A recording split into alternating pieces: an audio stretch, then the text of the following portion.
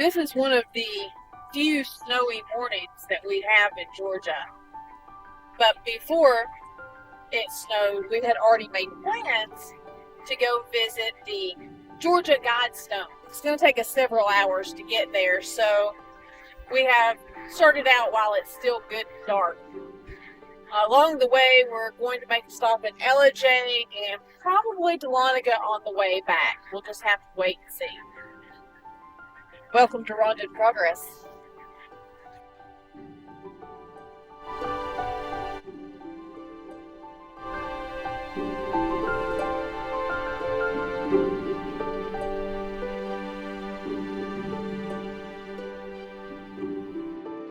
Okay, we have finally arrived, and the reason that I wanted to get an early start is because there's a keyhole that the sun shines through at noon. I'm excited to get to see that, so I had to be here by noon.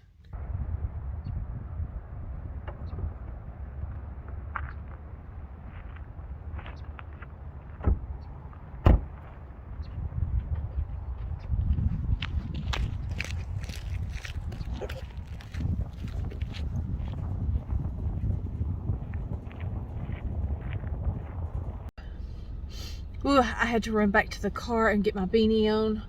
We were the only people here when we arrived, and it is so cold. The wind is blowing so hard. My fingers are like blocks of ice, but I want to stay here until noon. We got about 30 minutes because I want to see where this light thing is supposed to be. But like, as soon as we got out and started walking around it, cars just flooded in all around us, and now there are people everywhere. The story of the Georgia Guidestones began in June 1979 when a stranger identified as Mr. Christian, later R.C. Christian, visited Joe H. Findley Sr., president of Elberton Granite Finishing Company, Inc., and indicated that he represented a group of loyal Americans living outside the state of Georgia who wanted to build a monument focused on the theme of conservation. Mr. Christian, who had assumed this pseudonym because he was a Christian, named Wyatt C. Martin, president of the Granite City Bank, as intermediary to hold funds in escrow for the project, explaining that the Guidestones group, which wished to remain anonymous forever, had selected Georgia because of its excellent granite, mild climate, and the heritage of his great-grandmother as a native Georgian. Christian agreed to Martin's request to locate the monument in Elbert County if there were a suitable remote site for it, which they found on a hillside that is the highest point in Elbert County, on the farm of Mildred and Wayne Mullinax, north of Elberton on Highway 77. Findley's company carved the 6-part monument from pyramid blue granite. The Georgia Guidestones consist of 4 granite megaliths set in a paddle wheel arrangement around a central stone, which is surrounded by a flat capstone, measuring 19 1/4 feet in height at the highest peak. The stone group measures 17 1/3 feet in width, and its diameter is 65 feet. The overall height of the 951 cubic feet of granite used is 237,746 pounds. A ground marker west of the Guidestones provides additional data and covers a buried time capsule. Each of the 4 sides of the capstone features the statement of cautionary guidance to humankind, translated into Babylonian, Classical Greek, Sanskrit, and Egyptian hieroglyphics. Let these be guidestones to reason.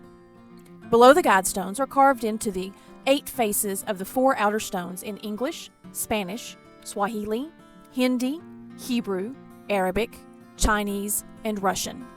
In English, the guidestones specify the following: maintain humanity under 500 million, in perpetual balance with nature. Guide reproduction wisely, improving fitness and diversity. Unite humanity with a living new language. Rule passion, faith, tradition, and all things with tempered reason. Protect people and nations with fair laws and just courts. Let all nations rule internally, resolving external disputes in a world court. Avoid petty laws and useless officials. Balance personal rights with social duties. Prize truth, beauty, love, seeking harmony with the infinite. Be not a cancer on earth. Leave room for nature. Leave room for nature. In addition to these conservation messages, the monument displays a number of astronomical features. The Georgia Guidestones monument, which is owned by Elbert County, was dedicated March 22, 1980, and since has remained a source of mystery and intrigue to its numerous visitors and those who learn of it from afar.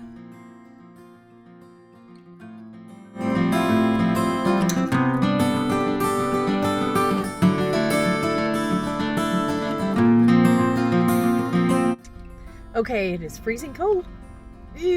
Technically, no, it's 35 degrees, so we are above freezing, except for on this windy hill.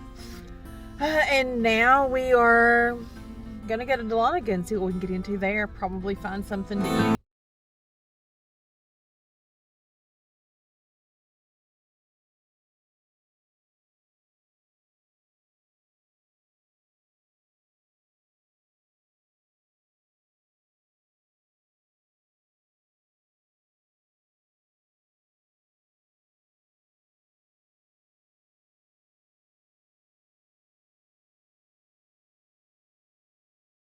Is badly damaged by an explosive device. One of the 4 granite panels on the Georgia Guidestones monument was reduced to rubble. The attraction was built in 1980 from local granite and commissioned under the name R.C. Christian. The 19-foot-high panels bear a 10-part message in 8 languages with guidance for living an age of reason.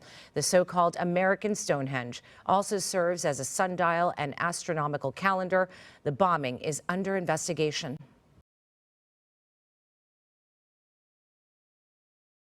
A Georgia monument that some refer to as America's Stonehenge was destroyed yesterday in a pre-dawn bombing. A surveillance camera captured the explosion. Look at this, early yesterday morning, and moments later, a car can be seen leaving the scene. Police are still searching for the person responsible for the blast. The granite Guidestones sit near the town of Elberton. That's about 2 hours east of Atlanta. The tourist site draws more than 20,000 visitors each year. Blow them up. The blast damaged part of the structure, and within the last hour, crews tore down what was remaining. And up until today, the Guidestones had sat for decades near Elberton. This is close to the South Carolina state line. Now the GBI is trying to figure out who set off those explosives.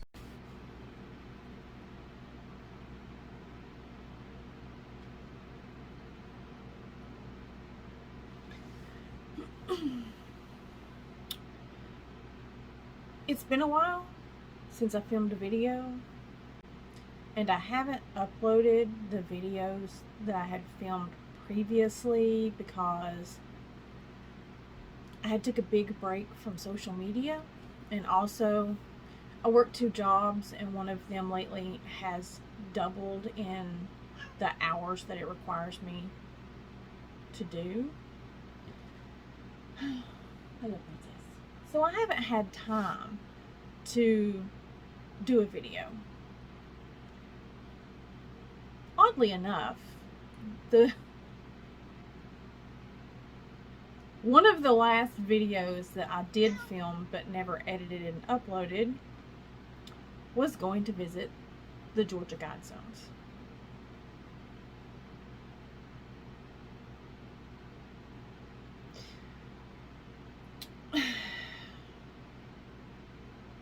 I'd heard about the Georgia Guidestones years ago, and you know, I've lived in Georgia all of my life, but it wasn't until about 15 years or so ago before I actually heard about them. And I thought, you know, one day I'm gonna make a trek out there and see what this oddity is. And then,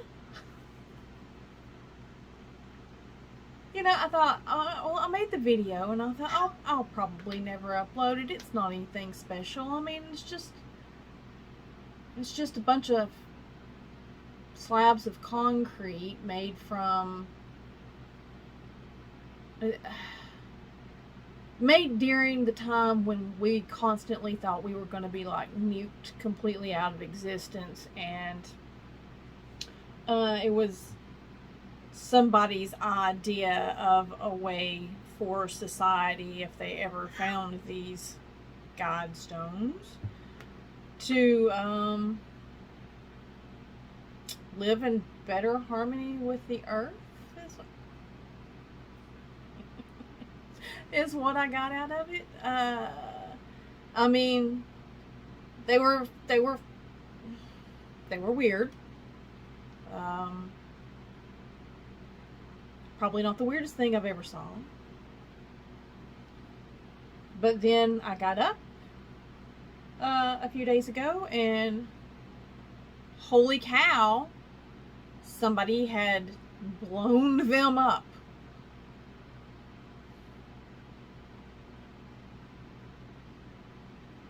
Now,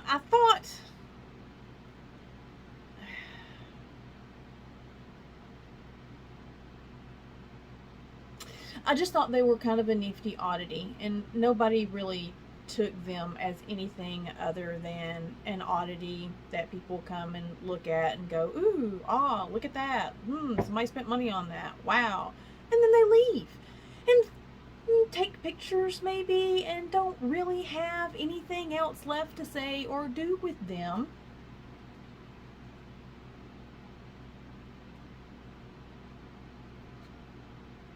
And it's not that there are a lot of monuments that I think need to be done away with. I think we live in a time period when we know there are lots of things that symbolize hatred and symbolize a past that we do not want to repeat. And whether we like something or not, blowing it up absolutely is not the way to deal with this. This creates a norm. Oh, we don't like that, so we make it go boom.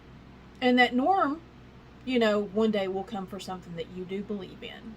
And it'll be okay because we let everybody else do it when it was against something we didn't believe in.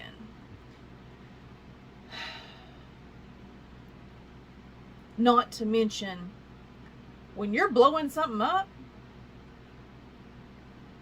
there's no way for you to know beyond a shadow of a doubt that somebody hasn't wandered through and you may accidentally kill a person. I mean, this was done in the middle of the night, but you know what? People wander around in the middle of the night sometimes.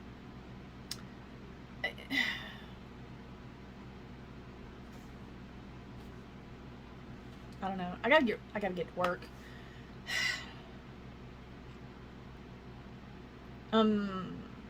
Flabbergasted. Like I said, it was an oddity. It was.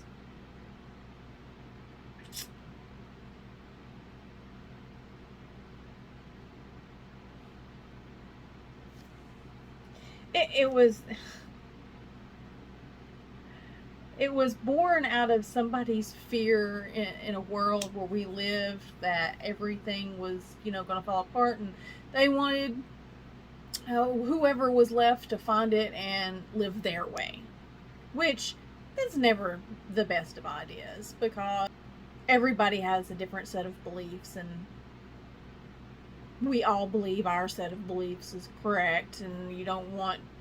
Well, actually, there are people out there who do want to impose their beliefs on everyone else. I'm not one of those people. And if it sounds like that's what I'm doing here, I'm sorry. That's not. I'm flabbergasted at the state that we're in right now, and this was not the next video I thought I was going to be making.